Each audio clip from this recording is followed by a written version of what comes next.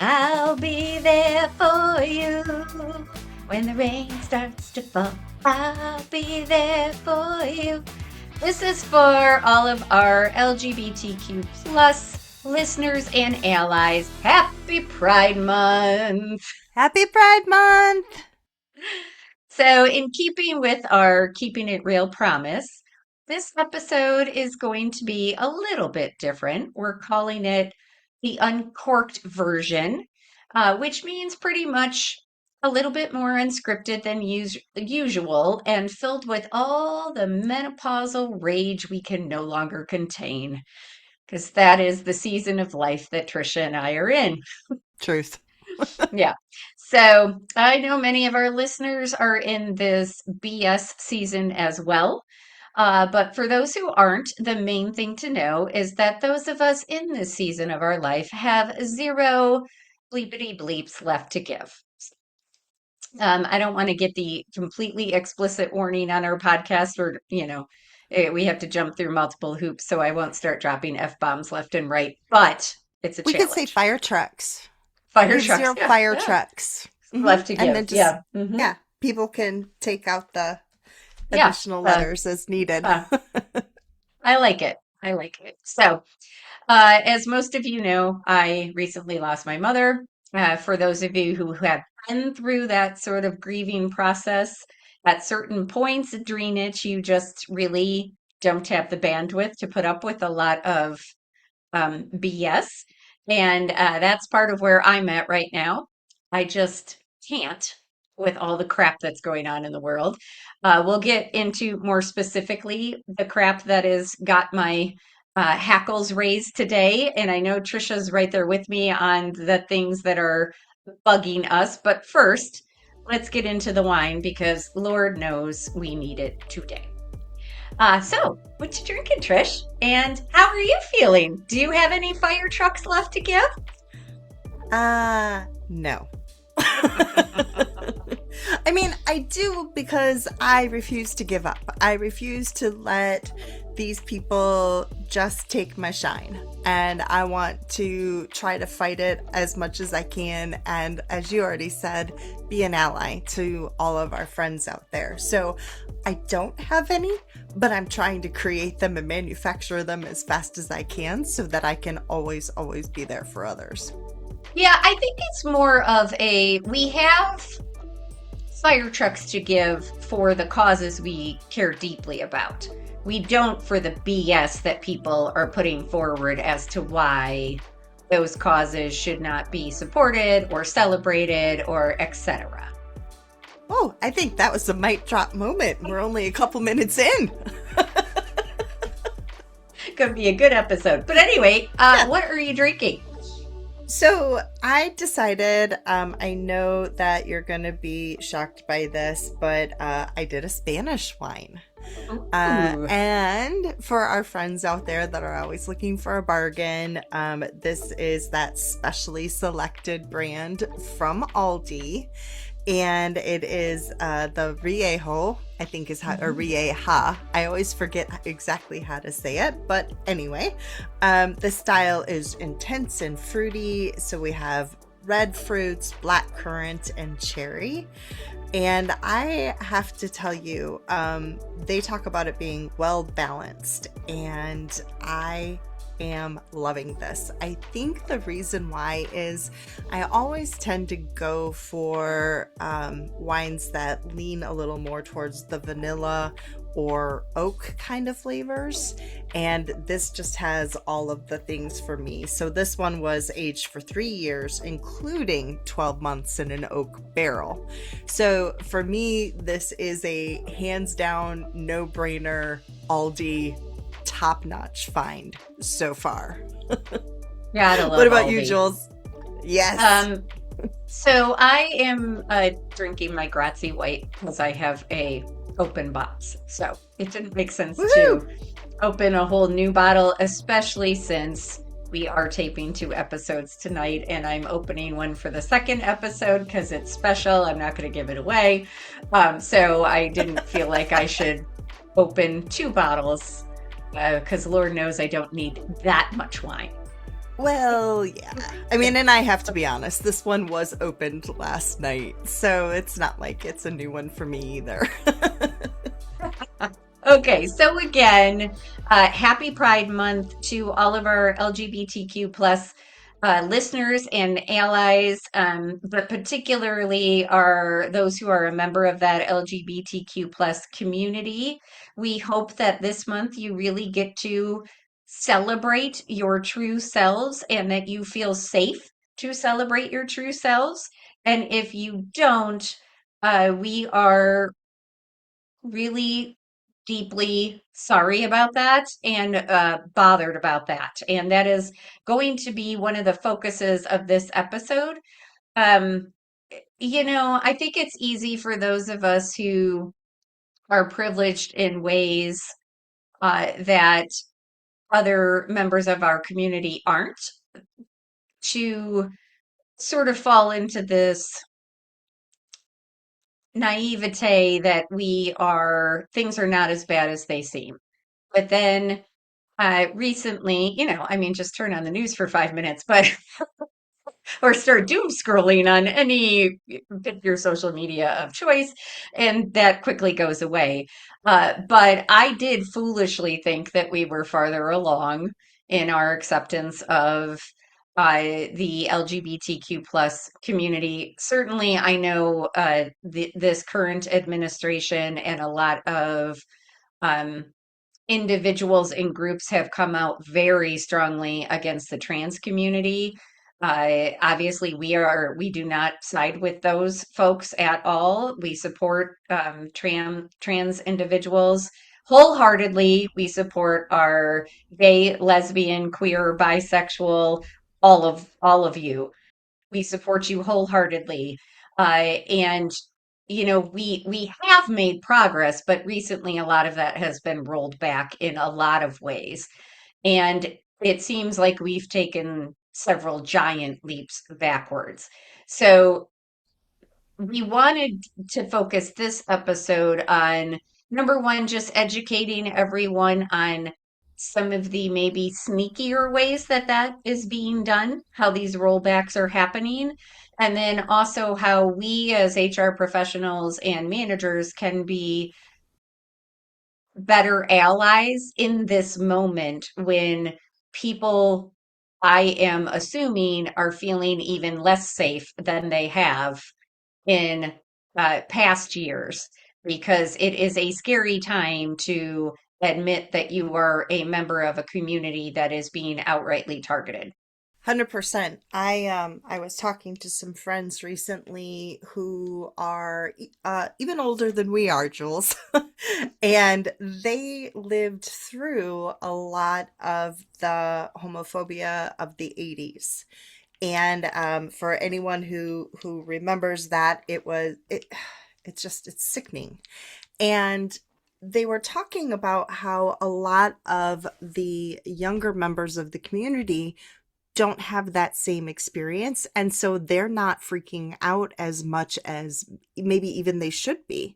They're seeing things and they're like, oh well, that's not so bad, that's not the big deal. But what they don't realize is how many people fought and died for this acceptance, if I can just say it that plainly. I know it's so much more than that, but that the younger generation, just because they've always been able to come out, they've always been able to be talking about it or sharing, feeling like they were welcomed, they don't understand really.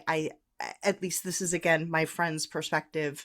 They said that they really don't believe that people are understanding the long-term impacts of what we're experiencing. So it's not just about, us being bowled over by the audacity or the boldness of these the moves that they're making. I mean, they are clearly targeted moves. They're not even trying to put like little veils on this. They're just like flat out like, this is what we're doing. And the outcome of that, not just in 2 months or 2 years, but maybe 10, 15 years down the road, It's scary, and it's something that we have to start talking about it now, and we as HR professionals, especially because we can help guide leadership, allowing them to understand what we can do and how we can proceed so that they feel that they're walking that line with, being safe from the government, but yet at the same time being a true ally, a friend, a safe place. Absolutely. What you were talking about with like the younger generations not quite understanding what was fought for, I heard reference to a really interesting, I don't know if it was just an article or if it's a book, but I will try to find the source and put it in the show notes. It's a little bit of a side tangent here, but it was the same sort of concept about how people who have not lived through an authoritarian regime don't understand how bad that is. And there are parts of it that might seem, I don't understand this part because I don't personally agree with that, but there are parts of it that may seem to make sense to people that may, like I can see how someone could look at democracy and say it moves too slowly.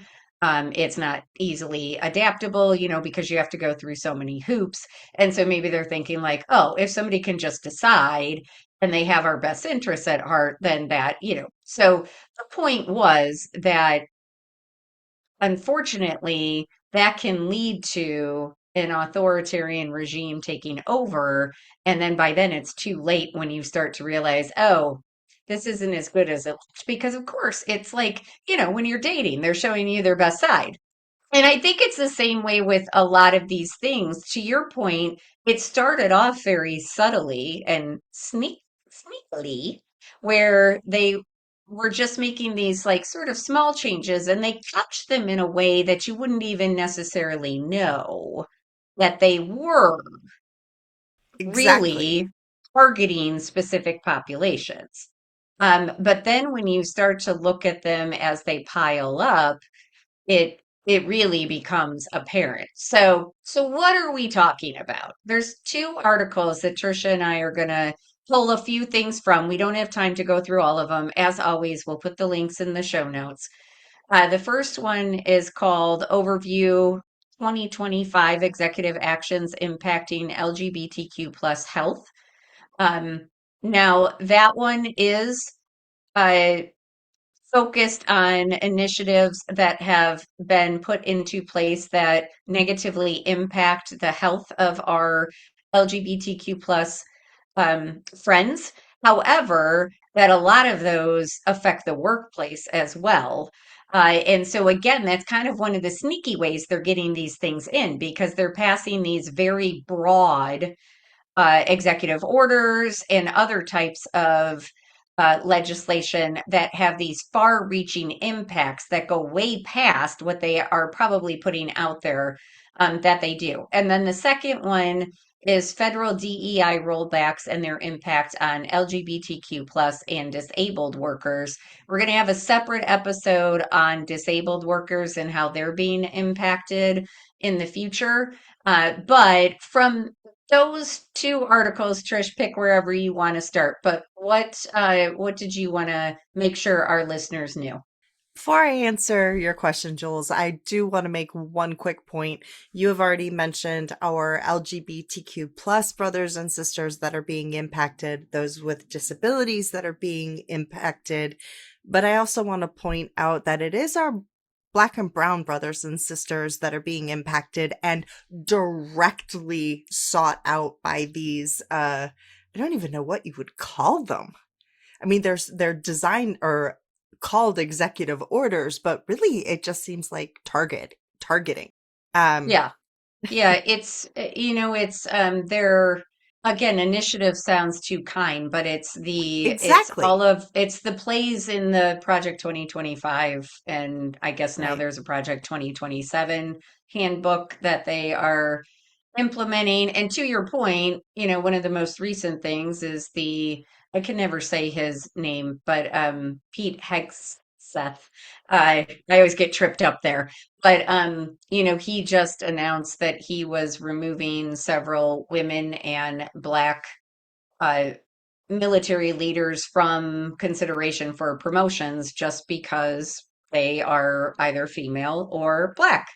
Mhm. Because, that's a violation of the DEI. So again, they're just reframing how they talk about DEI, where now it is, unless you were treating everyone equally in from their perspective, then Yeah.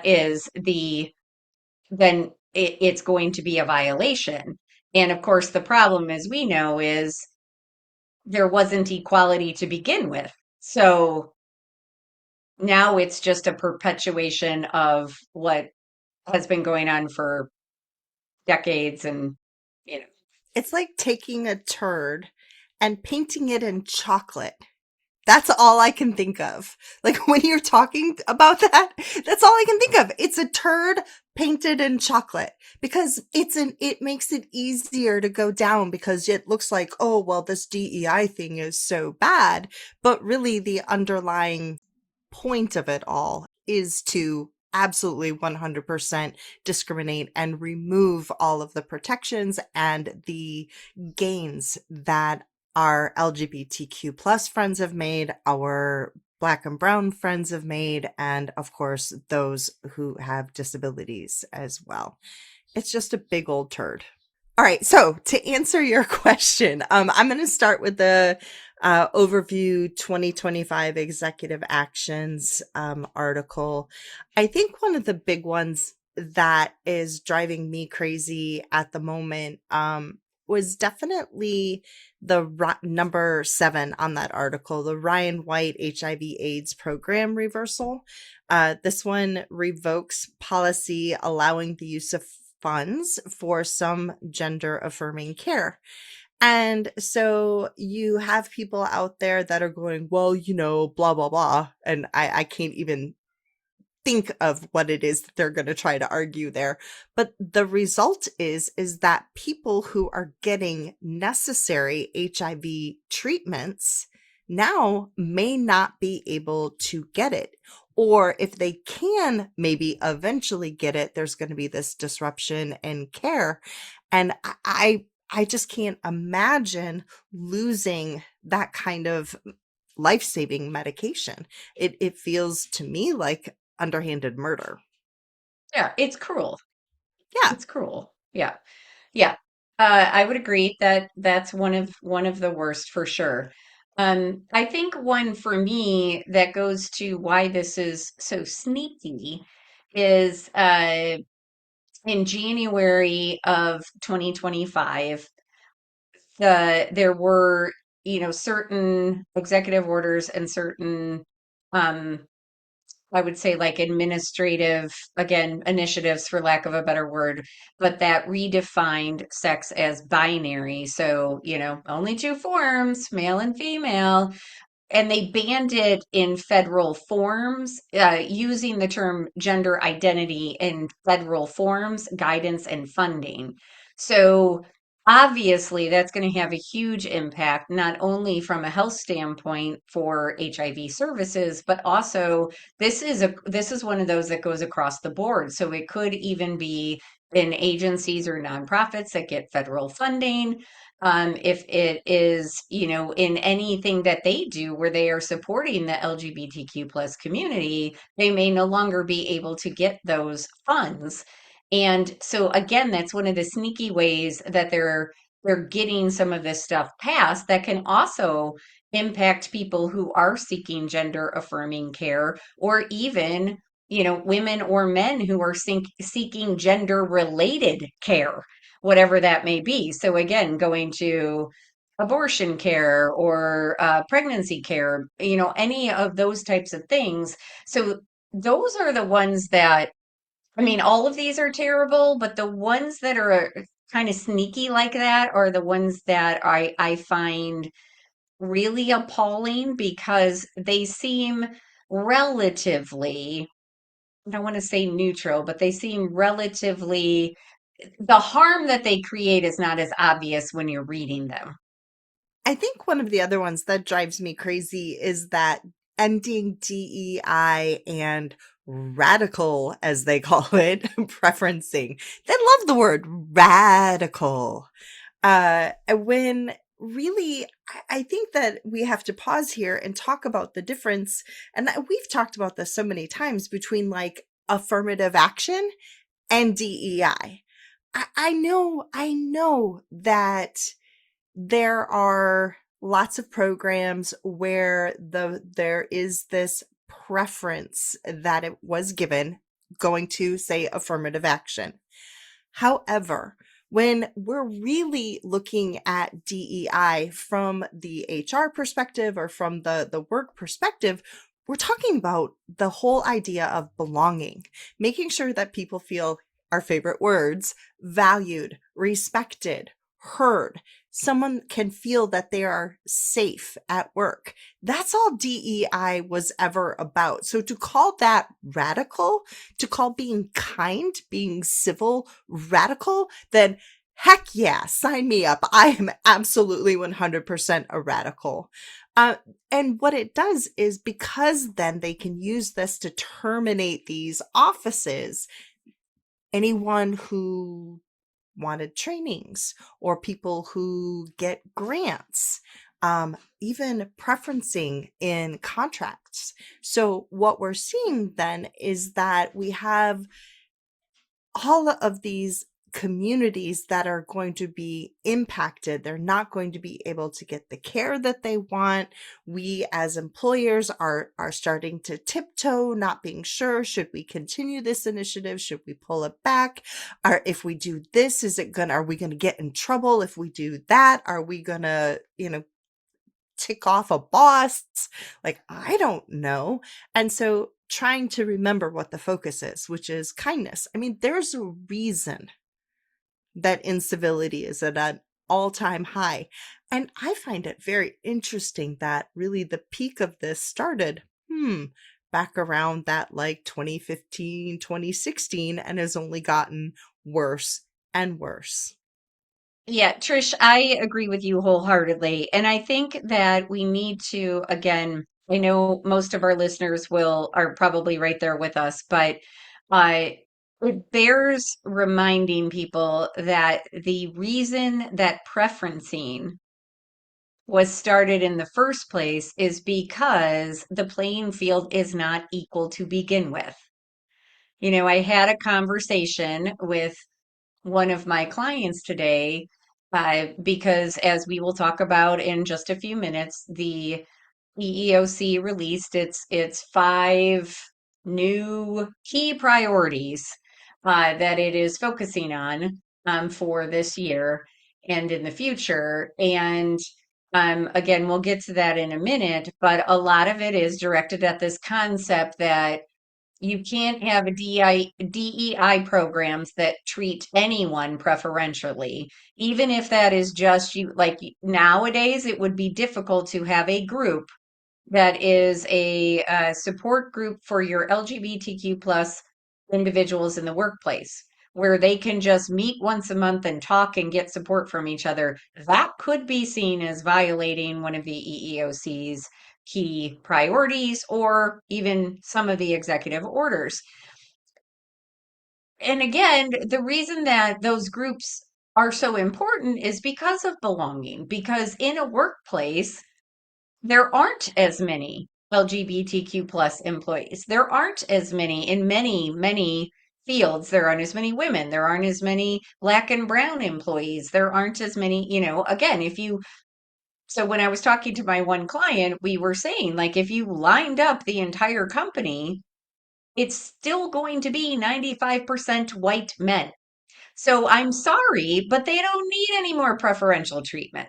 And the problem is that the playing field is not equal to begin with, which is why we had all of these initiatives to begin with, is because we were trying to make it more equal or more to level the playing field. I'm going to stop using the word equal because I think they've turned that around on itself to make it a bad thing or to make it, the outcome of these initiatives, again, for lack of a better word, is that they are just going to make things more unequal. Um, but I think that I'm being very inarticulate here, so I apologize. But this is what happens when I get really upset about something. I can't quite get my thoughts out about it. So, but I think that, like you were saying, just even by changing the definition of DEI, turning that into a bad word, like we've talked about that. Let's think again about what it means: diversity, equity, and inclusion. Equity is not the same as equal. And we need to remember that. So I'm going to switch over to the other article because we could talk about this all day long. The one article that Trisha and I were just referencing has many different executive orders and other mandates that they talk about, along with it's a pretty long article, but it's a great article. So, again, it'll be in the show notes. So, right now, I'm going to move over to the federal DEI rollbacks and their impact on LGBTQ plus and disabled workers. And again, saving the disabled workers for another episode. I just wanted to mention that, again, there have been additional executive orders that have reversed previous DEI mandates. And for many of those, they have rescinded requirements for federal contractors to collect DEI data, and they have stripped protections for LGBTQ plus workers in hiring and retention practices. Federal agencies have been instructed to avoid DEI related terminology in public documentation and internal messaging. And I think one of the sort of lesser talked about issues that this creates is that it's very confusing for employers right now, even private employers. Because if you get, like, for example, I have a private employer who gets some of their jobs get federal money and state money. And so they have had issues where they have a state government who still has DEI requirements, and the federal government saying, you can't do that. You can't have any of those. You can't be keeping that data. You can't be giving anybody preferential treatment. But the state government is still saying you have to, and you have to meet these certain requirements. And they're like, what the heck are we supposed to do with that? And, they're asking me, and I'm like, I don't have a good answer for you. I really think that honestly, the best bet for everyone is to really just continue to, as they say in the article, focus on those inclusive hiring practices, even when they're not mandated. Because what we're talking about here is helping people feel like they belong. I keep going back to that. And I'll even throw out one of the favorite words that gets tossed about, which is merit, meritocracy, right? Well, I'm stealing Julie's what she has already said. Like, if merit was a real thing, then none of this would have had to exist in the first place. If equality was a real thing, none of this would have existed in the first place. All this is talking about is balancing out and giving everyone an equal opportunity, if I can use that actual word for equal. We're talking about helping people feel like they belong when they are there. And that goes back to those employer resource or employee resource groups you were talking about, Jules. I mean, honestly, I always tell clients, continue to have them. Just don't make them exclusive. You can call it this group, but anyone and everyone needs to be able to attend. And if someone comes in there with the idea of disrupting rather than learning, well, guess what? That is a violation of some of your policies of professionalism, a kindness, civility, respect, whatever. And so I don't really, I mean, it may happen, but I don't have the fear about it happening because in my idea, then I go, oh, good, you just got yourself out of here, and now I can have a stronger, better place to work for everyone. So I like their ideas about what employers can still do. Yeah, and I think, that one is a great point because we do want people in the spirit of being inclusive. We want people to learn about many Absolutely. of these historically underrepresented populations, like LGBTQ plus, disabled, our black and brown friends. We want people to learn what it is like for them and the types of things that they are experiencing. But you make a great point that if somebody comes in and they're just, hell bent on disrupting and causing drama, that is can be one of the rules of the group that you have to even on Facebook, if you want to join a group, typically there are rules, and one of them is kindness, not being, derogatory or discriminating against your fellow group members. So you can have those same types of rules with a in-person workplace group or virtual workplace group or whatever the case may be. So I think that's great point. So let's wrap up the negative stuff and then get to how you can still be an ally.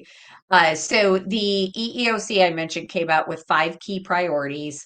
We're only going to focus on a couple of these, but they are: one, prioritize disparate treatment cases. So that one is that they will focus on intentional discrimination, or as we often refer to it, direct discrimination. So when it's happening to a particular person or group of people because of a protected characteristic, over disparate treatment claims. So, for example, a policy that's neutral on its face, such as arrest records, but in practicality, it becomes disproportionately, what's the word I'm looking for?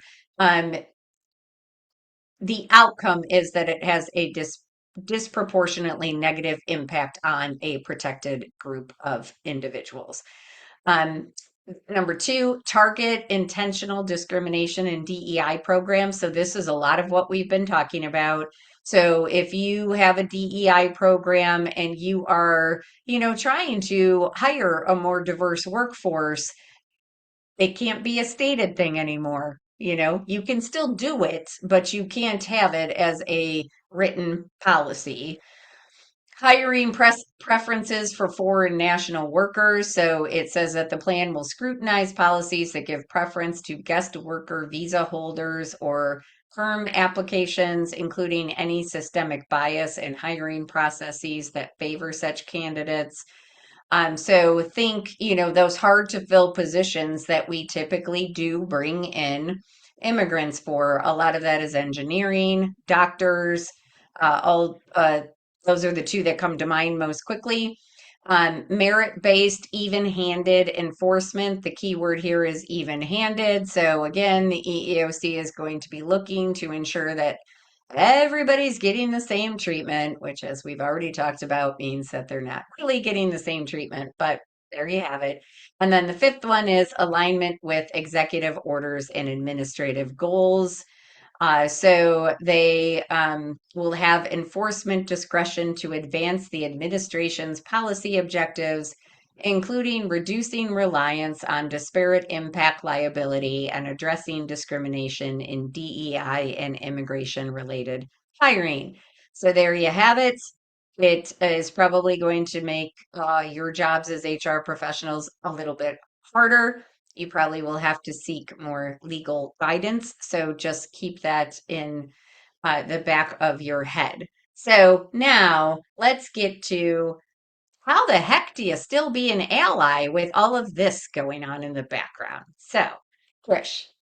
Okay. My absolute favorite is bystander intervention. You knew I had to start there. Uh, and honestly, um, one of the things that I want to talk about would be like, my husband is amazing at this. He is not afraid to call out someone. And I'm gonna steal your words here, Jules, the shame. Like just really pointing out to someone, how could you do that? Why are you saying that? What gives you the right?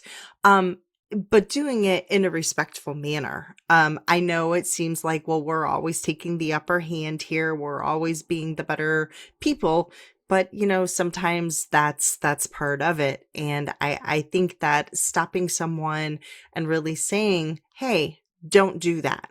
Hey, that's not allowed here. Hey, we're not going to accept that." Whatever the treatment is, if it's an our LGBTQ plus brothers and sisters, again, those with disabilities, our black and brown friends, whoever it is, stand up. Be the one who says, "We're not going to take this," and shame on you. My favorite one is, "What would your grandmother think?" Or, some of them go, "My grandma will be right there with me." I'm like, "Oh, honey, that's so sad." Yeah. No, I agree. I feel like we don't shame people enough anymore. And I think that, to be clear, in the past, people were shamed for a lot of things they shouldn't have been. Like we're talking about LGBTQ plus. Well, a lot of times those individuals were shamed for a completely normal and natural thing. And so we are not talking about that. But we're talking about shaming people when they say things that society should not, or the vast majority of us, hopefully it's the vast majority of us, don't agree with. Homophobic slurs, Yes, yes, racial slurs, using yes, the R word when you're talking about someone who's disabled. yes, That is yes. the biggest one I will jump on immediately. Yeah. Yeah. And so I think, particularly we know in HR, a lot of it's predominantly women. And I think, as women, we have been trained to keep the peace, to your point, and to not make a scene. And I think, especially those of us, and as we started this episode off in this particular season of life, who have no fire trucks left to give, this is a perfect opportunity to take that, to channel that rage and, use it to put people in their place in a, of course, if you are in the workplace, polite manner. So I also think we love to give people scripts. One of the great ways to come back at somebody is with a question that makes it obvious. So if somebody says something and they say it to you, I have had people say stuff to me that I'm like, why would you think that I would find that comment acceptable or funny, or insert whatever word. And I think that that's a beautiful one because number one, they're not going to have a response, and number two, it shows that just because I'm a white woman does not mean that I think the way that you think. So if somebody makes some comment that you were like, that was totally out of line, you can always say, what makes you think I would agree with you, or what makes you think that's okay to say? Just like comments like that, you can answer with a question, or you can simply say, like, boundaries are a big thing now. It's okay to set boundaries and say, I don't find comments like that acceptable. Like, it's okay to say that, or to just say, no, I don't agree with you, That's you always been know? mine, is, "Please don't use that in front of me. I don't find that acceptable," or, "I think that's a terrible term." That's always been my go-to. Yeah.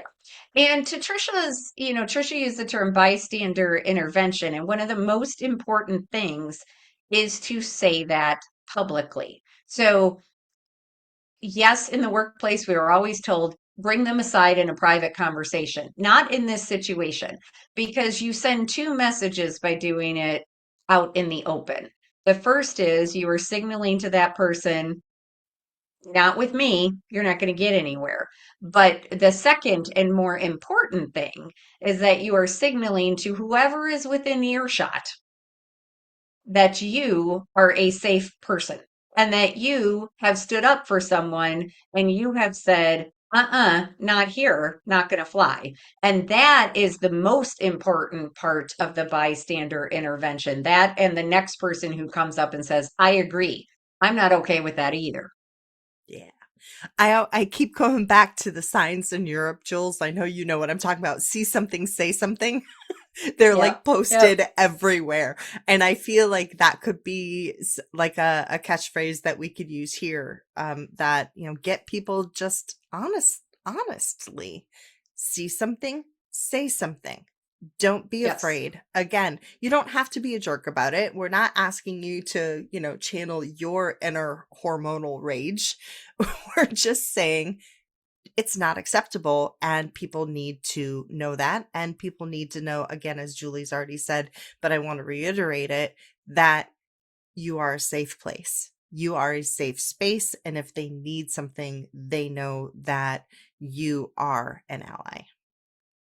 Yeah. And I know I just said it, but I want to hammer this point home because when I was learning about bystander intervention and started teaching it, it really is the second person who makes the biggest difference.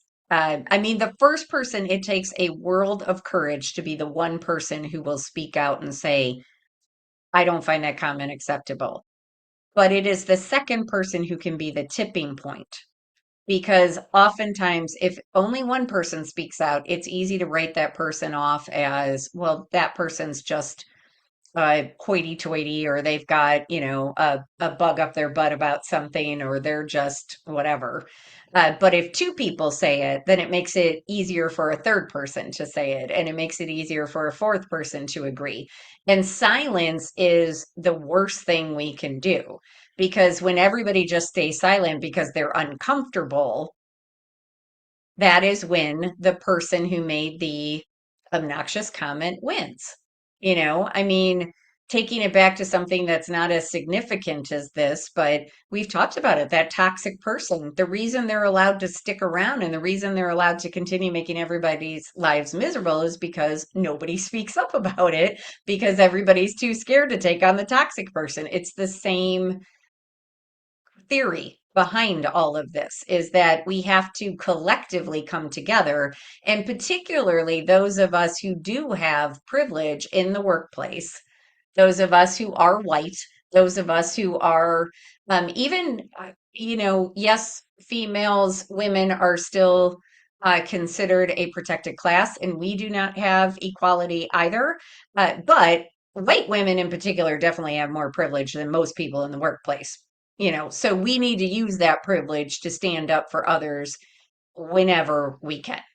As HR professionals, as managers, and even just as employees, having resources handy is a really great tool as well. Make sure that you have done a little research. Take some of the articles that Julie and I have talked about, have that in your pocket to be able to pull out and reference, for the good and the bad, like it for directing people on where to go to help, where to go to get additional information that might help them for whatever their particular trauma is. And so being able to point them, be a resource yourself, but also point them to other resources of things that they can use to hopefully get the help they need if we're looking into some sort of a medical issue. Again, going back to the very beginning, where we're saying a lot of this, these, I can't call them initiatives either. You're I right, it's so know it's hard. not the right word, but I don't know. I don't know. No. I don't have a better one. So, Yeah. So for, as you said, for lack of a better word, these initiatives and how they're impacting people, from the medical standpoint, or of spousal coverage or something like that, we need to be the ones who are ready to help. well, and just pulling from what we were talking about at the beginning with the season of life that we're in, one of the issues that we often have is finding the right word. And so, can't come up with a better one for initiatives right now. But so there we are. Um, anyway, the other thing I will say, and this is such a simple thing to do, but is to have symbols. So particularly with the LGBTQ plus community, you can have a lanyard that is rainbow. You can have the trans flag somewhere in your office. You can have a sticker like I have, up there. Nobody can see me, I'm pointing, but I think I showed it on one of the promos that we had before. But I have a sticker that is in my Zoom view that shows that, I'm an ally. If you can have a pin, if you can have, anything that can help people know that you are a safe place. So you can do, those are very subtle things you can do. They don't have to be, super um, loud, but they are subtle things that will help employees identify you as a safe person to come to with concerns, with cries for help, with whatever the case may be. Julie, I just thought of something as I'm drinking out of our Pride wine glass. And I Yes, have my there you Pride shirt go. on too. I have my Wine Yeah. with HR Pride shirt on. But we also have the Pride mugs. Yes, So we that do. would be a great symbol for someone to have, like, on their office, their coffee mugs that have our Wine with HR Pride logo. That would be, I would say, a wonderful symbol to have as well. Yes. Yeah, and give us a little free advertising. That'd be great. Yeah. We don't have time to get into it, but of course, we'll put the link in the show notes. There's a great article and actually, I wouldn't even say it's necessarily an article, but it's from the Corporation for a Skilled Workforce, and it is called Helpful Resources for Promoting Access in Anti-DEI Times. And they have a ton of great resources. We couldn't possibly get into all of them in this episode, but it's definitely worth a look. So we're going to put that in our show notes. And they have links within that article that go to everything they're talking about. Just a really, really great resource. So the biggest thing that we always talk about is, be kind, be compassionate, be available, be open to anybody who might walk through your door and who might need a little care and comfort in these trying times. And as always, Julie and I are here for you. If you do need an ally, if you have questions, if you need someone to riff with about this, please know that we are here. To all of our listeners, our LGBTQ plus, our disabled, black and brown, white, blue, green, yellow, I do not care. We see you. We believe in you, and we are always here from you. Well, to that I say cheers. Cheers. Cheers, everybody. We love you.